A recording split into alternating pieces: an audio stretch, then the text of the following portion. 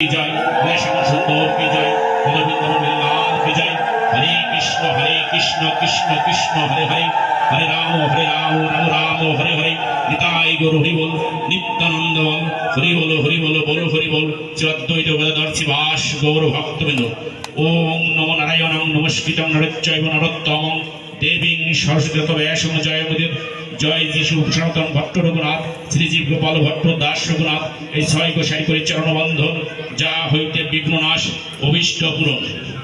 হরে কৃষ্ণ।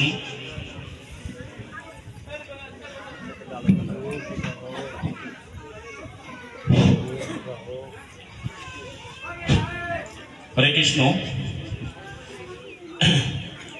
শ্রীমদ্ ভাগবত গীতা পাঠ করলেন কিছুক্ষণ আগে আমার অত্যন্ত শ্রদ্ধাভাজন ব্যক্তি এবং আমার গুরুদেবের সমতুল্য, যাকে আমি গুরু সমজ্ঞান করি, গণপতি চ্যাটার্জি।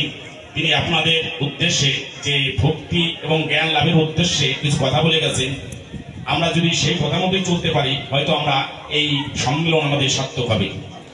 শ্রীমদ্ ভাগবত শ্রী হচ্ছে পরম সুন্দর, ভতে ভক্তি, জ্ঞাতে জ্ঞান এবং বতে বৈরাগ্য, তো একটি ত্রিবেণী শব্দ।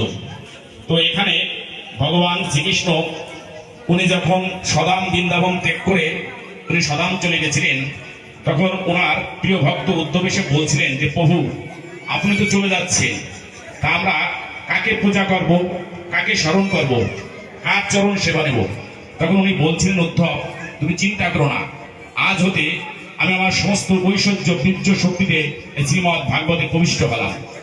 শুধু ভাগবত এমন একটি গ্রন্থ যা যদি মহাপুরাণ বলা হয়ে থাকে, যদি একে কোনো বই অথবা অন্য কোনো কিছু ভাবা হয় তাতেও নরকে বাস হয়।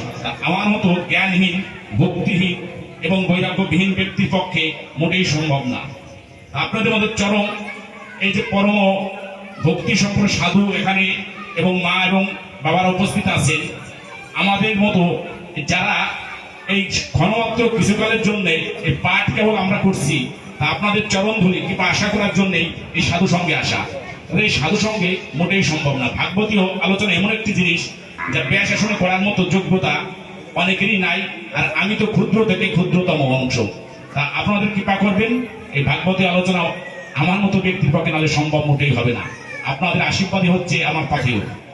তো ভাগবতে আমরা দেখতে পাই যে সর্বপ্রথম হচ্ছে এই পদে প্রবেশ করতে হলে ভক্তি এবং জ্ঞান অর্জন করতে হবে। এজন্য গীতায় বলেছেন যে জ্ঞানী ভক্ত শ্রেষ্ঠ। এখানে জ্ঞানীকে আপনি বলে নাই, ভক্ত, জ্ঞানী ভক্তই শ্রেষ্ঠ। এজন্য ভক্ত হতে হবে। ভক্ত হতে হলে আপনাদের মধ্যে সাধুর চরণ ধুলি পেতে হবে। তাই তো বলেছে কবে পাবো সাধুর চরণ ধুলা, আর সে ধুলা লাগবে মোর গায়ে। তা আপনাদের মতো সাধুদের চরণ ধুলা পাওয়ার আশায় এই সম্মেলনের উদ্দেশ্য। তাছাড়া আমাদের মতো ব্যক্তি এই ভক্তি লাভ করতে মোটেই পারবে না। তো ভগবান উনি সর্বসত্যপূর্ণ, উনি সম্পূর্ণ জ্ঞান ভক্তি, ওনার একটাই শুধু আপনার অভাব। যিনি ভগবান সেটাকে আপনার তার অভাব রয়ে গেছে ভক্তি এবং জ্ঞান। এই জ্ঞান ভক্তি আমাদের উনি দান করছেন যে আমরা যদি ভক্তি এবং জ্ঞান অর্জন করতে পারি, তো এই জ্ঞান ভক্তি অর্জন করতে হলে সর্বপ্রথম এই সাধু সঙ্গ করতে হবে। আর এই সাধু সঙ্গের সাধু যদি চরণ ধুলি আমরা একে অপরের গাত্রে লেপন করতে পারি, তবেই হয়তো কোনো সাধুর থেকে আমরা সাধুর সংস্পর্শ থেকে উদ্ধার হতে পারবো।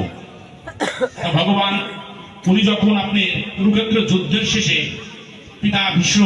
পিতামহ ভীষ্ম যখন আপনি সরসজ্জায় কাতর আছেন, তখন আপনার ওইখানে ভগবান উপস্থিত হয়েছেন। আর ভগবান যখন উপস্থিত হয়েছেন, তখন আপনি পিতামহ ভীষ্ম ভগবানকে বলছে যে সদেব দেবদেব ভগবান প্রতিষ্ঠা, মানে প্রতীক্ষা করো, আমার জন্য তুমি প্রতীক্ষা করো। তুমি তো তোমার জন্য ভূলোক, দেবলোক, ত্রিলোকের সকলেই অপেক্ষা করছে। বড় বড় জ্ঞানী, বড় বড় যোগী, বড় বড় ঋষি, এমনকি ইন্দ্র ইন্দ্রাণী, ব্রহ্মা ব্রহ্মাণী সকলেই আপনার জন্য ওয়েটিং লিস্টে পড়ে আছে। কখন আপনি তাদের জন্য কৃপা করবেন এবং ভক্তি দৃষ্টিতে থাকবে, করুণা করবেন। তো সকলেই আপনার দিকে ওয়েটিং লিস্টে রয়েছে। কিন্তু আজ আপনি আমার কাছে অপেক্ষা করে দেখুন যে অপেক্ষা করতে কত কষ্ট লাগে। ভগবানকে বলছে, কে বলছে? পিতা ভীষ্ম। উনি ভক্তি লাভের মাধ্যমে, প্রেমের মাধ্যমে ভগবানকে দাঁড়িয়ে করাতে, যিনি ত্রিলোকের অধীশ্বর, যাকে সকলেই আপনার করুণা পাওয়ার জন্য মৃত্যুর সময় পর্যন্ত আপনি অপেক্ষা করে যে ভগবানের চরণ লাভ করবো কি করে, আর তাকে আজকে আপনি দাঁড় করে রাখছে পিতামহ ভীষ্ম। এর একটাই কারণ হচ্ছে প্রেম এবং ভক্তি। তা ভগবান মুখে ওনার হাসি নেই, উনি মুখ কালো হয়ে গেছে যে কখন মৃত্যু হবে, কারণ পিতামহ ভীষ্ম ছিলেন ইচ্ছা মৃত্যুধারী, উনি এই বরপ্রাপ্ত ছিলেন। তখন উনি বলছেন পিতামহ ভীষ্মকে যে আমি কখনো এমন কোন ভক্ত দেখিনি যে আমাকে দাঁড় করে রাখছি, তোমার এত ভক্তি এলো কোথা থেকে? তখন পিতামহ ভীষ্ম বলেছিলেন যে প্রভু, আমি আপনার যখন গীতা জ্ঞান দান করেছিলেন প্রাক যুদ্ধের সময় অর্জুনকে বলছিলেন যে তোমার মন বুদ্ধি আমাকে অর্পণ করো।